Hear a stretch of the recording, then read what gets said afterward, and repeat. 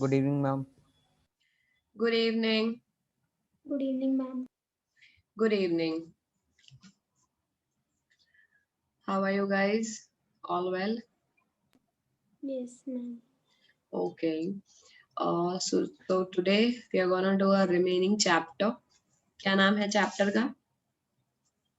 India after independence.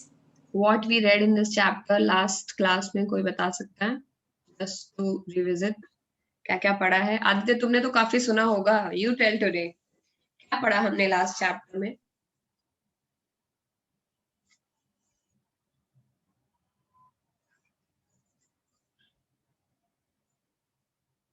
कोई बात नहीं मानो, तुम लोगों से बात नहीं करनी है, मुझे केवल पढ़ना है। वो वाली हो जाती है ना कभी कभी हरकत, या मुझे बस पढ़ना है, कोई मेरे से बोलो मत, खाना भी नहीं खाना, होमवर्क भी नहीं, कुछ नहीं मुझे चाहिए, केवल मुझे पढ़ना है। वही वाली प्लानिंग इंडिया ने भी पर शुरू ऐसा हो नहीं पाता है मैम। तो मैम हो मैंने बहुत बार कोशिश हो करी तो है। यहाँ भी नहीं मैम पाएगा बेटा, हो तो यहाँ भी नहीं एक दो दिन होता है। तो वही तो प्रॉब्लम है। सक्सेस और फेलियर के बीच का केवल एक ही गैप है, दिमाग किसी के पास कम नहीं है, everybody so smart. Abdul Kalam ने क्या बोला है कि बैक बेंचर्स जिस दिन पढ़ना शुरू कर देंगे, फ्रंट बेंच वाले को अपनी जगह खाली करनी पड़ेगी। तो यानी कि दोनों के पास इक्वल ब्रेन है, लेकिन पॉइंट ये है कि एक फर्क है डेडिकेशन का। जो इंसान मैम एक लगातार लगाता है ब्रेन और एक नहीं वो लगाता है मैम। नो बहुत बड़ा डिफरेंस है, ब्रेन दोनों ही लगाते हैं, लेकिन जो रेगुलर काम करता है सक्सेस केवल उसे मिलती है। तुम्हें ज्यादा काम नहीं करना किसी से। लोग इस गलत फहमी में रहते हैं कि हम ज्यादा पढ़ेंगे तो हमें नंबर मिलेंगे, नहीं, तुम रोज पढ़ोगे तब तुम फर्स्ट आओगे। ज्यादा नहीं पढ़ना है, 1 या 2 घंटे ही पढ़ना होता है, लेकिन रोज जो पढ़ता है वो हमेशा आगे रहता है, क्योंकि वो कंटिन्यूअस है, उसका डेडिकेशन 100% है। It's not about brain. Okay, you will learn with time may be. So in 1950 India ने क्या किया, उन्होंने एक प्लानिंग कमीशन बनाया। प्लानिंग कमीशन का काम क्या था? प्लानिंग कमीशन का काम ये था कि आप प्लान बनाइए कि आगे के सालों में इंडिया में हम किस तरह से डेवलपमेंट करेंगे। समझ गए? हमें सूटेबल पॉलिसीज बनानी है ताकि इंडिया में डेवलपमेंट हो, इकोनॉमिक डेवलपमेंट के लिए। तो इसीलिए हम लोगों ने एक प्लानिंग कमीशन को सेटअप किया, और फिर ये पूछा गया कि आप बताइए किस तरह किसको फॉलो करना चाहेंगे। जैसे जब हम पढ़ना शुरू करते हैं, हमारे पास कोई आइडियल होता है कि हम इस क्लास में जो फर्स्ट आता है उसकी तरह मुझे बनना है, या फिर मुझे डॉक्टर बनना है, इंजीनियर बनना है। कोई मॉडल लेके चलते हो ना दिमाग में कि ऐसा हमें बनना है। इंडिया ने भी अपने दिमाग में एक मॉडल रखा कि हमें मिक्स्ड इकोनॉमी बनना है। मिक्स्ड इकोनॉमी का मतलब ये होता है जहां पर पब्लिक सेक्टर और प्राइवेट सेक्टर दोनों होते हैं। जैसे हाँ, इंडिया में भी है, पब्लिक गवर्नमेंट भी बहुत सारा काम करती है और प्राइवेट ऑर्गेनाइजेशंस भी बहुत सारा काम करती है। हम कंप्लीटली प्राइवेट नहीं है, इंडिया में हर चीज प्राइवेटाइज नहीं है। इंडियन रेलवे गवर्नमेंट है, बहुत सारी public sector companies government owned है, ठीक है। तो और डिफेंस, बहुत सारा इंडिया में बहुत सारी चीजें जो गवर्नमेंट ओन करती है, और सिमिलरली बहुत सारी चीजें जो प्राइवेट सेक्टर ओन करता है, जैसे रिलायंस हो गया, टाटा मोटर्स, टीसीएस, विप्रो, वहां पर नॉर्मल इंजीनियर्स काम करते हैं, सब प्राइवेट ऑर्गेनाइजेशंस हैं। तो हम लोगों ने एक ऐसी ही कंट्री प्लान करी थी जहां पर प्राइवेट सेक्टर पब्लिक सेक्टर दोनों ही रहे, समझ गए, ताकि दोनों का फायदा हमारी कंट्री को मिले। धीरे धीरे कर करके प्लानिंग कमीशन ने अपना काम शुरू कर दिया। 1956 में हमने एक सेकेंड 5 ईयर प्लान का फॉर्मुलेशन किया। फर्स्ट 5 ईयर प्लान में हमने, 5 ईयर प्लान क्या होता है, 5 साल का प्लान लेके चलते हैं। जैसे टाइम टेबल, जैसे तुम लोगों का 1 हफ्ते का 1 महीने का टाइम टेबल, वैसे इंडिया का 5 साल का टाइम टेबल, कि इंडिया में कितने 5 सालों में किन किन इंडस्ट्रीज को डेवलप करना है, उसको हम लोग 5 ईयर प्लान बोलते थे। तो हर 5 साल के बाद वो प्लान आता था। तो 1951 में पहली बार 5 ईयर प्लान आया, फिर 56 में दूसरी बार 5 ईयर प्लान आया। अभी तक 13-14 5 ईयर प्लान आ चुके हैं। 60-70 साल हो गए ना आजादी को। हमें हर 5 साल के हिसाब से 5 ईयर प्लान में, और हर 5 ईयर प्लान में हम विजिट करते हैं। क्या विजिट करते हैं कि पिछले 5 ईयर प्लान में क्या कमी रह गई थी। मान लो कि इस 5 ईयर प्लान में मैंने सोचा कि एग्रीकल्चर पे काम करना है, अगले 5 ईयर प्लान में एग्रीकल्चर पे अच्छा डेवलपमेंट हो गया, मैंने एग्रीकल्चर पे काम छोड़ करके अब इस अगले 5 ईयर हम इंडस्ट्रीज में या टेक्नोलॉजी में काम करेंगे। वो इकोनॉमिस्ट लोग होते हैं कंट्री के, जो बड़े बड़े ऑफिसर्स हैं, जो लोग बहुत जानते हैं कंट्री के बारे में, वो लोग बैठ करके ये सब पॉलिसी वगैरह बनाते थे। सेकेंड 5 ईयर प्लान में हमने ये फोकस किया, हम इंडस्ट्रीज पे बहुत डेवलप, कौन सी इंडस्ट्रीज जो प्रेजेंट है, आप देखते हो स्टील की, ऑटोमेशन की, कार की इंडस्ट्रीज, और उसके अलावा वॉशिंग मशीन, टीवी, बहुत सारी जो इंडस्ट्रीज लगती है जहां पर मैन्युफैक्चरिंग होती है। सेकेंड 5 ईयर प्लान में हमने ये डिसाइड किया कि हम बड़ी बड़ी इंडस्ट्रीज लगाएंगे, स्टील की इंडस्ट्री, आयरन की इंडस्ट्रीज, बड़े बड़े डैम्स बनाएंगे, और इसी तरह से हमारी कंट्री का फोकस एग्रीकल्चर से शिफ्ट होकर के इंडस्ट्रीज हो गया। मैं याद दिला दूं, जब हम आजाद हुए तो मैक्सिमम लोग एग्रीकल्चर करते थे। तो ये प्लान करना कि इंडिया में बहुत सारी इंडस्ट्रीज लगाई जाएंगी, अपने आप में बहुत बड़ा स्टेप था, क्योंकि हम लोगों को इंडस्ट्रीज के बारे में तब कुछ नहीं पता था। हम लोग तो बस खेती ही करते थे। इस गवर्नमेंट ने धीरे धीरे प्लान किया और आगे आने वाले कई सारे सालों में बहुत सारी इंडस्ट्रीज कंट्री में लगाई गई। 5 ईयर प्लान मतलब 5 साल, पंचशील योजना बोलते थे। 5 ईयर प्लान मतलब 5 साल का हम प्लानिंग लेके चलेंगे, ठीक है। लेकिन क्या हुआ, सिंस हमने अपना फोकस एग्रीकल्चर पे क्यों कर दिया, क्योंकि हमको ऐसा लगा कि हम दुनिया से टेक्नोलॉजी में बहुत पीछे हैं, हमारे पास उतनी इंडस्ट्रीज नहीं है, हम अच्छी चीजें डेवलप नहीं करते, हम एक्सपोर्ट नहीं कर पाते, इसीलिए हमारे कंट्री में गरीबी है। हमने 5 ईयर प्लान में स्टार्टिंग से इंडस्ट्रीज पे फोकस किया। नेहरू जी ने बहुत पैसा लिया, फॉरेन से भी लोन लिया और जगह जगह इंडस्ट्रीज को लगवा दिया। कोई बता सकता है, किसी को पता है कि इंडस्ट्रीज को लगवाए तो क्या हुआ होगा? इमेजिन करो। मैम एम्प्लॉय नहीं मिल रहे होंगे।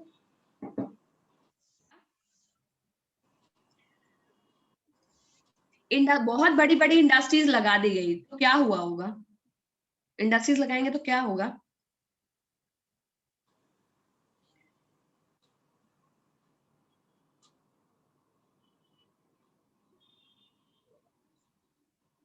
मैम इंडस्ट्रीज लगा दी जाएगी तो क्या होगा मतलब मैम? मतलब कहीं किसी कंट्री में बड़ी बड़ी इंडस्ट्रीज लगा दिया जाए, बड़े बड़े प्लांट लगा दिया जाए, तो कंट्री का डेवलपमेंट होगा या डेवलपमेंट नहीं होगा? मैम नहीं होगा। नहीं क्यों होगा बेटा? मैम होगा। मैम होगा मैम, और होगा। नहीं भी होगा। अरे होगा बैकुंठी, होगा मैम, अगर पर कंट्रीज में बड़े बड़े प्लान, पॉल्यूशन बहुत भी सारा होगा उसमें इन्वेस्टमेंट मैम, पर लगाएंगे होगा। तो डेवलपमेंट होगा। लेकिन इंडिया के केस में एक प्रॉब्लम थी, हमें बहुत बड़ा नुकसान हुआ, क्योंकि जगह जगह इंडस्ट्रीज लगाने का फैसला हमने गलत टाइम पर लिया, बहुत सारे पैसे हमारे लग गए। इंडियंस को उतनी नॉलेज भी नहीं थी, बहुत ज्यादा लोग पढ़े लिखे नहीं थे, इंडस्ट्रीज में काम करना भी नहीं जानते थे। प्लस इंफ्रास्ट्रक्चर नहीं था, हमारे पास रोड्स नहीं थी, अच्छी रेलवेज नहीं थी। समहाउ इंडस्ट्रीज जो लगाने का फैसला था वो गलत हुआ, हमारी इंडस्ट्रीज उतनी अच्छी डेवलप नहीं हो पाई और बहुत सारी हमारी कंपनीज घाटे में जाने लगी, गवर्नमेंट वाली बहुत घाटे में जाने लगी और कंपनीज जो है, बहुत सारी कंपनीज को शट डाउन करना पड़ा। तो एंड में गांधी और नेहरू को और उसकी पॉलिसीज को बहुत लोगों ने ब्लेम किया। उन्होंने बोला कि एक एग्रीकल्चर कंट्री थी जहां सब लोग खेती करते थे, अचानक से इतनी सारी फैक्ट्री लगा दी। अब फैक्ट्री में सामान बनाने वाले कोई नहीं है और सामान अगर बनता है तो खरीदने वाला कोई नहीं, सब गरीब है तो खरीदेगा कौन? इस तरह से बहुत लोगों को ये फील हुआ कि हमें अपना फोकस एग्रीकल्चर पे ही रखना चाहिए। तुरंत के तुरंत इंडस्ट्रीज पे अपने आप को इतना ज्यादा जल्दी मचा करके इंडस्ट्रीज पे फोकस करने की जरूरत हमको नहीं है। लेकिन हम गलतियों से ही सीखते हैं। जब हमने देखा कि हमारा इंडस्ट्रीज अच्छे से चल नहीं रही है तो धीरे धीरे हमने अलग डायरेक्शन में काम करना शुरू किया। इंडिया में लोगों ने पढ़ना शुरू करा, एग्रीकल्चर पे फोकस किया थोड़ा, फिर उसके बाद धीरे धीरे लोग टेक्नोलॉजी सीखने लगे। तो आज जो सर्विस सेक्टर है, यानी इंडिया में बहुत सारे लोग आजकल आईटी जॉब्स, हॉस्पिटल, टूरिज्म, इस तरह के सर्विस सेक्टर में काम करते हैं। तो धीरे धीरे ये सारी चीजें इंडिया में डेवलप होने लगी और इंडियंस ने काफी मेहनत करके आज उस पोजीशन पे पहुंचे हैं जहां वो है। तो हमने आजादी के बाद ऐसा नहीं है कि कोई गलती नहीं की।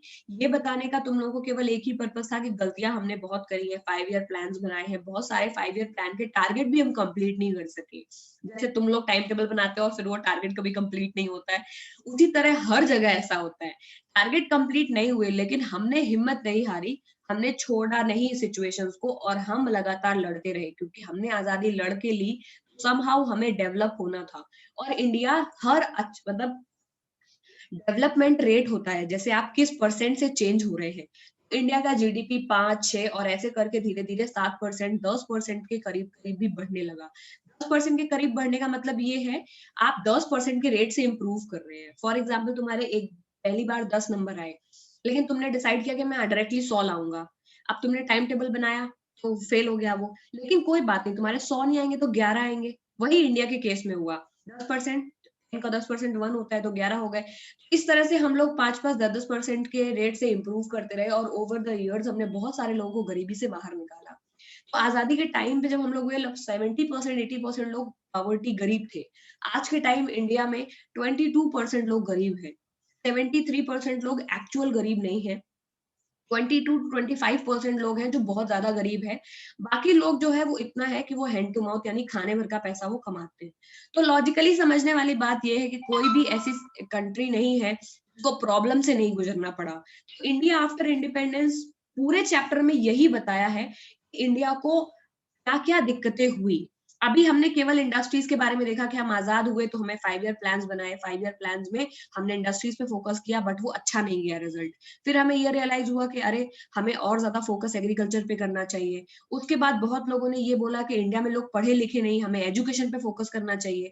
और उसके बाद में बहुत सारे लोगों ने ये बात बोली कि मशीनरी पे अगर हम ज्यादा फोकस करेंगे तो हम अपनी लोकल कल्चर को, महात्मा गांधी बिल्कुल साइंस और मशीनरी के खिलाफ थे। उनको लगता था जो लोग ज्यादा मशीन में काम करते हैं वो इनह्यूमन हो जाते हैं, ओवर द ईयर वो भी मशीन के जैसे बिहेव करने लग जाएंगे। तो धीरे धीरे करके हमें एक बैलेंस बनाना था जहां पर हम जो अपना ओरिजिनल कल्चर है इंडिया में, योगा का, स्पिरिचुअलिज्म का, शांति का, उसको भी ना भूले और मॉडर्न वर्ल्ड के जितना मॉडर्न भी हो जाए। इसीलिए देखो मोदी जी आज दोनों चीज प्रमोट करते हैं, यूथ को भी प्रमोट करते हैं, साइंस को भी प्रमोट करते हैं, साथ साथ वो योगा को भी प्रमोट करते हैं, मेडिटेशन को भी प्रमोट करते हैं। क्यों? क्योंकि हमारा ओरिजिनल कल्चर है। इंडिया बहुत ज्यादा स्पिरिचुअल कंट्री रहा है। वो एक आजादी के बाद का टाइम थोड़ा कंफ्यूजिंग टाइम था जब हम अपने आप को ढूंढ रहे थे कि हमें एज अ कंट्री कैसे आगे बढ़ना है। उस समय बहुत सारे लोग आए जो बोले कि यूएस बहुत बड़ा पावर है और रशिया बहुत बड़ा पावर है, आप दोनों में से किसी एक के दोस्त हो जाइए। ठीक है, तो अब क्या होता है जब आप नए नए क्लास में आते हो, एंट्री करते हो क्लास में नए नए, तो तुम लोगों को दूर से ही ग्रुप दिख जाते हैं कि कौन क्लास में, इस क्लास में कौन नेता है, किसके साथ में दोस्ती करूंगा तो लाइमलाइट में रहूंगा, किसके साथ दोस्ती करूंगा तो लाइमलाइट में नहीं रहूंगा। उसी तरह जब कंट्री नई नई बनी तो बहुत लोग एडवाइस कर रहे थे कि तुम यूएस के दोस्त बन जाओ या तुम रशिया के दोस्त बन जाओ। लेकिन हमारे प्राइम मिनिस्टर जवाहरलाल नेहरू ने ये बोला, हम अभी आजाद हुए हैं, हमको ना तो यूएस के साथ में कोई मतलब उसका कोई हमें चमचा बनने की जरूरत है, ना हमें रशिया का चमचा बनने की जरूरत है। हम अपनी इंडिपेंडेंट पॉलिसी रखेंगे, यानी हमसे जो अच्छे से बात करेगा, जो हमारे साथ अच्छे फॉरेन रिलेशन रखेगा, उसके साथ हम अच्छे से बिहेव करेंगे। उसे बोलते हैं इंडिपेंडेंट फॉरेन पॉलिसी। कि ये नहीं कि आपने नई नई कंट्री बनी है, आप कल से यूएस आपको जो बोल रहा है आप वही करना शुरू कर दिए, ब्रिटेन आपको जो बोल रहा है आप वही करना शुरू कर दिए, ब्रिटेन बोल रहा है अपने यहाँ का सारा कॉटन ला के हमको दे दो, दे आए उठा करके। इस तरह से नहीं, इंडिपेंडेंट फॉरेन पॉलिसी का मतलब हम आजाद हैं तो हम अपनी फॉरेन रिलेशंस यानी दूसरे की कंट्री के साथ हमको क्या रिश्ते रखने हैं ये हम खुद डिसाइड करेंगे। क्योंकि जिस समय इंडिया आजाद हुआ उस वक्त यूएसए और यूएसएसआर के बीच में बहुत कॉन्फ्लिक्ट चल रहा था। यूएसएसआर का मतलब है सोवियत रिपब्लिक, सोवियत रिपब्लिक का मतलब होता है रशिया और उसके आसपास के कंट्रीज। बस इतना समझ लो कि यूएसएसआर का मेन कंट्री था रशिया और छोटे मोटे कंट्रीज भी थे। यूएस और यूएसएसआर की आपस में नहीं बनती थी, दोनों वर्ल्ड के बहुत रिच कंट्री थे और बहुत इनके बीच में कोल्ड वॉर झगड़े टाइप की सिचुएशन थी। बाकी सारी कंट्रीज जो वर्ल्ड की थी वो या तो रशिया की तरफ थी या यूएस की तरफ थी। लेकिन जब इंडिया आजाद हुआ तो हमने एक अपना नया ही प्लान रखा। हमने अपने साथ वर्ल्ड की और सारी कंट्रीज को कन्विंस किया, देखो तुम लोग भी ना यूएस की तरफ रहो ना यूएसएसआर की तरफ रहो, हम लोग अपनी अलग फॉरेन पॉलिसी बनाएंगे, उसको बोलते हैं नैम। नैम मतलब नॉन अलाइनमेंट, किसी की भी तरफ हम नहीं रहेंगे। इंडिया ने एक ग्रुप भी बनाया, नैम था उसका नाम, और बहुत सारे मैम लोगों ने बीच में आपकी वॉइस ब्रेक हो गई मैम। रहे हैं कि इंडिया ने अपनी इंडिपेंडेंट फॉरेन पॉलिसी रखी, यानी कि ना तो हम यूएस के चमचे हैं ना तो हम यूएसएसआर की तरफ से कोई भी डिसीजन लेंगे, हम डिसीजन अपने हिसाब से लेंगे। अगर हमसे यूएस अच्छे से बात करेगा तो हम उससे इक्वली गुड रहेंगे, अगर यूएसएसआर के साथ हमारे रिलेशन ठीक रहेंगे तो हम उनसे करेंगे। हम तुरंत किसी के फेवर में नहीं खड़े होंगे। और इंडिया ने केवल अपने ही लिए नहीं, बाकी सारी कंट्रीज को भी इंडिया ने कन्विंस किया कि एक नॉन अलाइनमेंट ग्रुप बनाते हैं। Non alignment group is a group of countries. ये कंट्रीज का वो समूह है जो ना तो यूएस की तरफ थे फॉरेन पॉलिसी में ना यूएसएसआर की तरफ थे, समझ गए। तो इंडिया जब आजाद हुआ तो इंडिया के साथ में और भी लोग आजाद हुए, अफ्रीका की बहुत सारी कंट्रीज आजाद हुई, इजिप्ट, यूगोस्लाविया, इंडोनेशिया, घाना। ये सारे लोगों को इंडिया ने कन्विंस किया कि आप नॉन मैम अलाइंड। हाँ बेटा, मैम ये पॉलिसी क्या अभी भी है? ये पॉलिसी थी कांग्रेस जब तक था, मोदी जी जब पावर में आए तो वो नैम की मीटिंग में ही नहीं गए। India is a founder of NAM. NAM का मतलब होता है नॉन अलाइनमेंट मूवमेंट। ये ग्रुप इंडिया ने ही बनाया है, इंडिया पायनियर है इस ग्रुप का। मतलब प्रोड्यूसर। जैसे तुम कल को अपना एक ग्रुप बनाओ और उसका नाम रख दो स्टॉर्म स्टूपर्स, कुछ भी, जैसे तुम लोग गेमिंग में बनाते हो, या थॉर रख दो, तो ग्रुप हो जाएगा, तुमने बनाया। अभी तुम उस ग्रुप में थोड़े टाइम के बाद तुम ही ना पहुंचो तो ग्रुप टूट गया। उसी तरह इंडिया ने एक नॉन अलाइनमेंट मूवमेंट बनाया नैम, और नैम में उन कंट्रीज को इंडिया ने इंक्लूड करा जो ना यूएस की तरफ जाना चाहते थे ना यूएसएसआर की तरफ जाना चाहते थे। और इंडिया ने बहुत अच्छा रोल प्ले किया नेहरू जी के टाइम में, बहुत सारी कंट्रीज ने नैम का पार्ट बन गए। यानी वो सारे कंट्रीज वर्ल्ड लेवल पे एक तरह से ये दिखा रहे थे कि ना तो हम यूएस की साइड लेंगे ना यूएसआर की साइड लेंगे, हम न्यूट्रल रहेंगे, जो हमसे अच्छे से करेगा पेश आएगा, हम केवल उससे से उसी तरह से बात करेंगे। और नैम में धीरे धीरे फेमस हो गया, but over the years NAM का एग्जिस्टेंस खत्म हो गया, क्योंकि बहुत सारी कंट्रीज पैसे के लालच में या तो यूएस को सपोर्ट करने लगी या यूएसएसआर को सपोर्ट करने लगी, समझ गए। आज भी बहुत सारी कंट्रीज यूएस, सारे लोग यूएस ही तो जाना चाहते हैं, बड़े होकर के फॉरेन जाएंगे, बहुत पैसे कमाएंगे।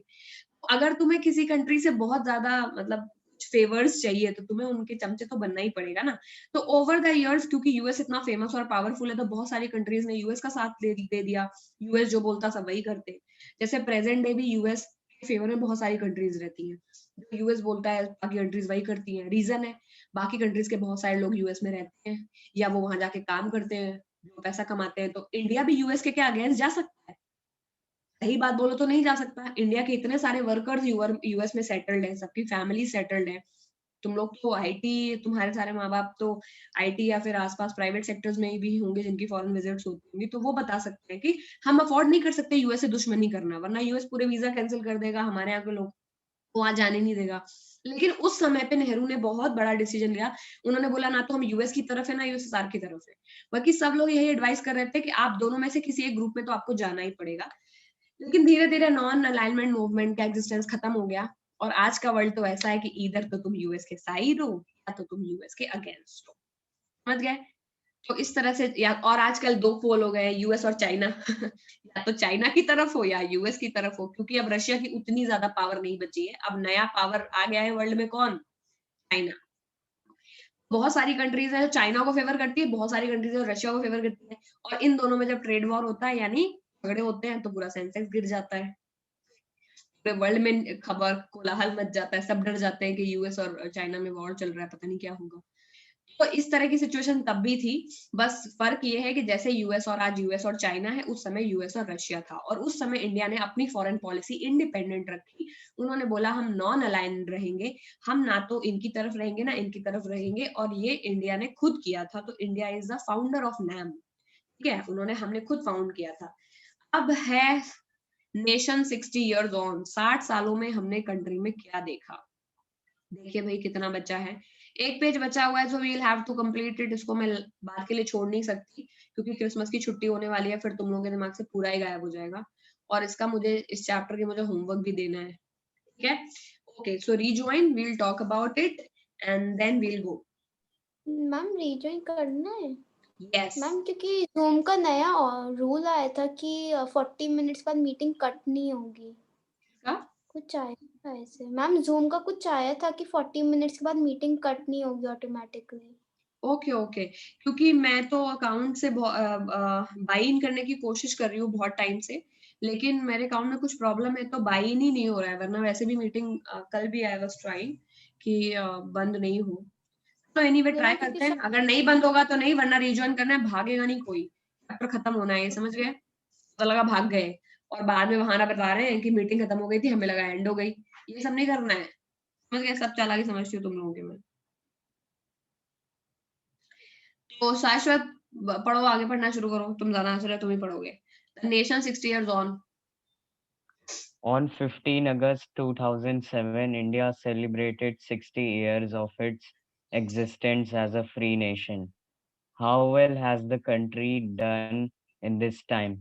And to what extent has it fulfilled the ideals set out in its constitution?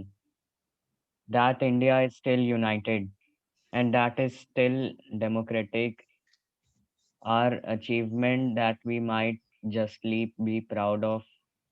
Many foreign observers had felt that India could not survive as a single country, that it would break up into many parts with each region or linguistic group seeking to form a nation of its own. Others believe that it would come under military rule. However,